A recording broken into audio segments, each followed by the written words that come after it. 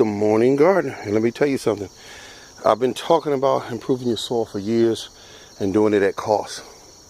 And some of you out there really got the message, and you're saving money and you're growing better foods and also sweeter fruit. Let me show you something. All these weeds right here is what I'm pulling up today. I mean, it was all over the fence and everything. So all I'm doing is just pulling it out and dropping it. And it'll decay right there and improve my soil. It acts like a, if you will, a compost. So some I did last week. You see all this brown over here. And you see the corn that's on the ground.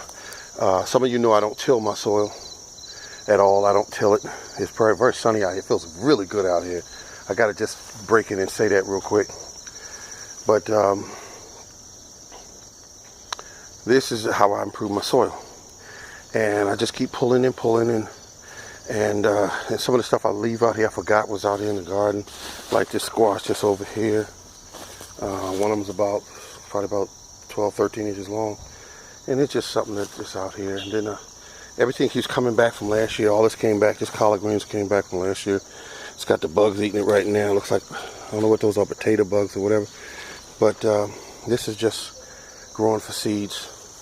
And then we got kale here. And I'm going to plant a whole bunch of kale this year. So, you know, I just primarily want kale and the collard greens because it's just a real good crop. It's easy to grow here in where I live. Zone 7B is just real easy to grow. Look at this soil. I'm going to show you something. This used to be all pure clay. Look at this.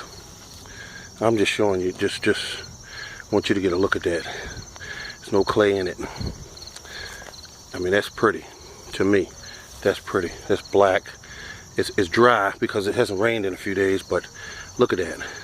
I didn't have soil like that when I first started about a few years back. It was all clay. Nothing really grew. Now everything overgrows. So everything just overgrows. I mean, my weeds, my plants, everything just goes into hyperdrive when I put it in this soil here. But this is how I'm doing it. Chop and drop is a method I respect. Everything you need for your garden is pretty much right there in your garden. You don't need to go buying fertilizers and buying this and putting all this stuff in your soil because it's already there. The weeds pull the minerals up from the deep parts of the soil, and certain weeds pull different things up because some will go down even deeper. But it goes down deep and it pulls up minerals, and when I chop and drop, it leaves it right on the surface. And so that's what I like. See all this right here? I just take this weed here and pull it out of the ground right there. I just pull it out and just lay it right there. I don't do nothing special to it. I just pull it and drop it. And nature will take care of the rest. And see this right here?